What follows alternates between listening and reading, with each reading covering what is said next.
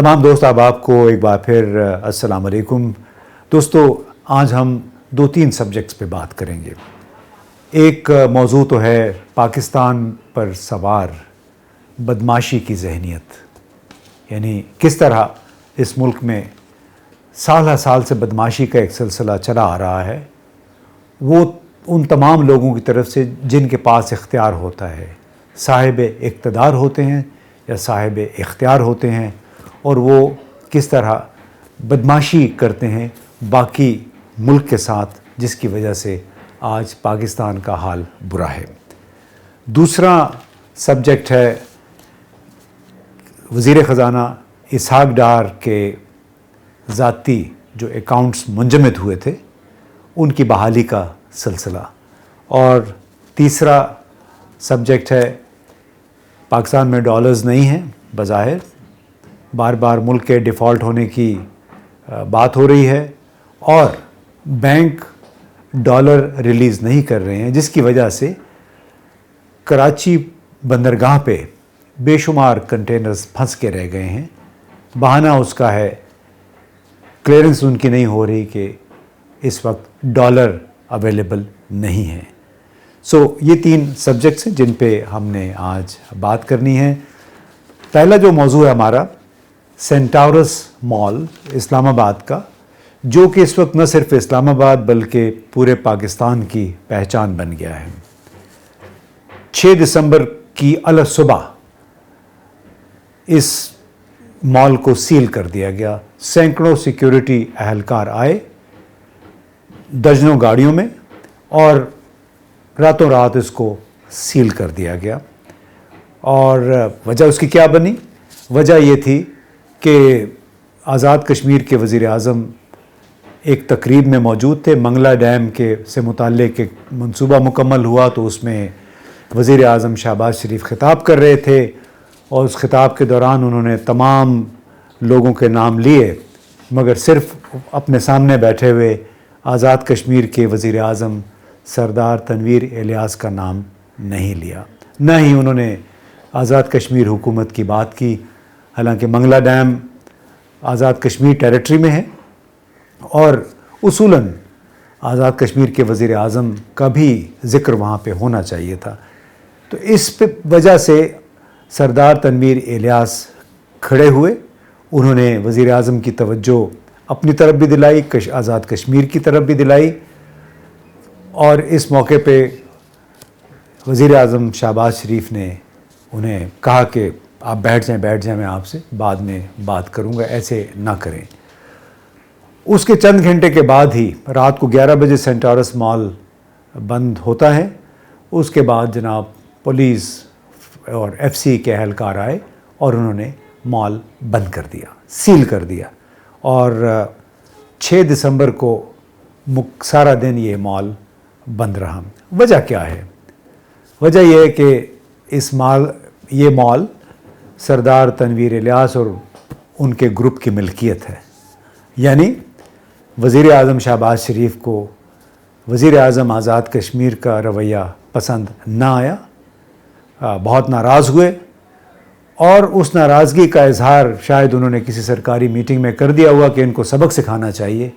तो जनाब सरदार तनवीर इलियास आज़ाद कश्मीर के वज़ीर आज़म को सबक सिखाने के लिए एक ऐसा मॉल रातों रात बंद कर दिया गया जिसमें 236 तिजारती इदारे, दुकानें, रेस्टोरेंट्स, बड़े बड़े इदारे हैं, उसमें नाम हैं फर्मों के, वो वहाँ पे काम कर रहे हैं। और तमाम मॉल के साथ वाबस्ता अफराद की तादाद कोई 3000 के करीब है। उसमें बहुत सारे अहलकार वो या तो डेली वेजेस पे काम करते हैं, यानी दिहाड़ियों पे काम करते हैं, या फिर कमीशन पे काम करते हैं। लेकिन चूँकि वज़ीर आज़म की तबीयत पे आज़ाद कश्मीर के वज़ीर आज़म के साथ मुकालमा नागवार गुज़रा, लिहाजा उन्होंने सरदार तनवीर इलियास को सज़ा देने के लिए मॉल बंद कर दिया, जिसका बराह रास्त ख़मियाज़ा सरदार तनवीर इलियास को नहीं बल्कि उन लोगों को भुगतना पड़ा एक दिन के लिए जो वहाँ पे काम करते। 3000 के करीब और 236 इदारे हैं वहाँ पे जो काम कर रहे हैं, आउटलेट्स हैं। तो بعد میں شاید ان کو غلطی کا احساس ہوا اور رات کو پھر وہ کھول دیا گیا. لیکن جناب سوال یہ پیدا ہوتا ہے کہ آپ نے یہ کارنامہ انجام دے کے پاکستان کے لیے کیا کمایا؟ ایک ایسا ملک جس کی معیشت پہلے سے سسک رہی ہے، جہاں پہ ایز آف ڈوئنگ بزنس یعنی کاروبار کرنے کی سہولت پہلے ہی سے بہت محدود ہے، جہاں پہ ٹیلینور جیسے ادارے اپنا کاروبار فروخت کر کے جانے کی سوچ رہے ہیں، اوبر، کریم جیسے جو ٹیکسی سروسز تھی وہ بند ہو چکی ہیں، بہت ساری آئی ٹی انڈسٹری دبئی کی طرف جا رہی ہے، اور اس میں انہوں نے یہ کیا پیغام دیا ہے؟ پیغام یہ ہے کہ اس ملک میں ایک مائنڈ سیٹ ہے بدماشی والا، کہ جو اگر حکمران کو کوئی بات پسند نہیں آتی تو پھر چاپلوس سرکاری افسر اس کو خوش کرنے کے لیے ہر کچھ کر گزرنے کو تیار رہتے ہیں، جو کہ سینٹاروس میں ہوا. اور یہ ایک بدنما دھبا ہے پاکستان کے حکمران اشرافیہ کی ذہنیت پہ، کہ کس طرح ان کے افسران نے انہیں خوش کرنے کے لیے مال بند کر دیا، اور اس کے ساتھ کتنا کاروبار برباد ہوا پورے ایک دن میں. تو جناب یہ آپ نے کارنامہ انجام دے دیا، لیکن اس کا نقصان پاکستان کے لیے لانگ ٹرم بہت ہے. شاید آپ کو پاکستان کے لانگ ٹرم نقصان کا کوئی فکر ہی نہیں ہے. آپ کی انا کی تسکین ہو گئی ہوگی کہ ایک دن کے لیے آپ نے سردار تنویر الیاس کا مال بند کر دیا، لیکن ان کو کیا نہیں، ان کا تو کرایہ جاتا رہا، ان کا فکسڈ ایک اثاثہ ہے، ان کو ہر مہینے کروڑہ روپے مل جاتے ہیں، اور انہوں نے وہاں پہ سرمایہ کاری کی ہے، سرمایہ کاری کے نتیجے میں وہ پیسے کما رہے ہیں. لیکن چونکہ آپ حکمران ہیں، حکمران کو کوئی بات ناگوار گزری، لہٰذا آپ نے ان کا مال بند کر دیا. اب دوستو سینٹاروس مال کے ساتھ جو کچھ ہوا، ایک دم میرے ذہن میں 30 سال پہلے کا ایک واقعہ میرے ذہن سے گزرا. وہ کیا تھا؟ 1991 کا دور تھا. چودھری شجاعت حسین وزیر داخلہ تھے، نواز شریف صاحب وزیر اعظم تھے. انہوں نے آنن فانن ٹویوٹا کمپنی کی، انڈس موٹرز کی جو درآمدات کا رجسٹریشن سرٹیفکیٹ تھا وہ منسوخ کر دیا. یعنی آپ اندازہ لگائیے کہ اگر آپ ٹویوٹا اپنی درآمدات نہیں کر سکتی پرزوں کی تو وہ تو بیٹھ گئی. اور مقصد یہی تھا، امپورٹ رجسٹریشن سرٹیفکیٹ کینسل کر کے مجبور کیا جائے انڈس موٹرز کو کہ وہ کاروبار سے نکلیں. اور ہمیں اس وقت یہ بتایا گیا تھا کہ شاید چودھری گھرانے، چودھری شجاعت حسین کے گھرانے کی نظر تھی ٹویوٹا کمپنی پہ. تو جناب ٹویوٹا کمپنی کے صدر نے نواز شریف صاحب سے اس معاملے کو حل کرنے کے لیے وقت مانگا. انہیں 2 سال بعد کا وقت دیا گیا. تصور کیجئے کہ پہلی کمپنی تھی جو یہاں پہ انویسٹمنٹ کر رہی تھی سوزوکی کے بعد، اور ان کو کہا گیا کہ آپ 2 سال کے بعد آپ ملاقات کے لیے آ سکتے ہیں. اس کے بعد پھر مقامی کمپنی کے جو آفیشلز تھے انہوں نے جاپانی سفیر سے ریکویسٹ کر کے نواز شریف صاحب سے ملاقات کی اور کہا کہ اگر آپ نے امپورٹ رجسٹریشن سرٹیفکیٹ بحال نہ کیا تو پھر ٹویوٹا کمپنی اپنے آپریشنز پاکستان میں بند کر دے گی. جب وزیر اعظم کو یہ بتایا گیا تو انہوں نے پھر کہا کہ نہیں، یہ آپ رجسٹریشن سرٹیفکیٹ بحال کر دیں. اسی طرح 1993-94 کی بات ہے، مری بروری کا آپ نے نام سنا ہوگا. اس وقت وزیر اعظم بے نظیر بھٹو کے شوہر آصف علی زرداری نے بڑی کوشش کی مری بروری کو خریدنے کی، اور یہ اس کمپنی کے جو مالک تھے اس وقت مینو بھنڈارا صاحب بڑے نفیس انسان تھے. انہوں نے مجھے بلا کے اپنی رودات سنائی کہ ہر روز ان کے کمپنی پہ چھاپے پڑ رہے ہیں، کبھی FBR والے آ رہے ہیں، کبھی ایکسائز والے آ رہے ہیں، کبھی FIA والے آ جاتے ہیں، کبھی ان کے ٹرک پکڑ لیے جاتے ہیں، کبھی ان کے گوداموں پہ چھاپے مارے جا رہے ہیں. مقصد کیا تھا؟ آصف علی زرداری صاحب وہ کمپنی خریدنا چاہ رہے تھے. تو بھنڈارا صاحب نے مجھے کہا کہ یہ ہمارے خاندان کی پہچان ہے، ہم مر جائیں گے مگر یہ کمپنی نہیں بیچیں گے.